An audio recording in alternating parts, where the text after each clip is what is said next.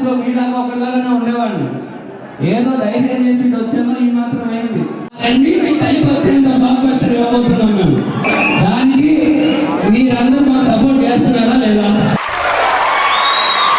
100% కదా?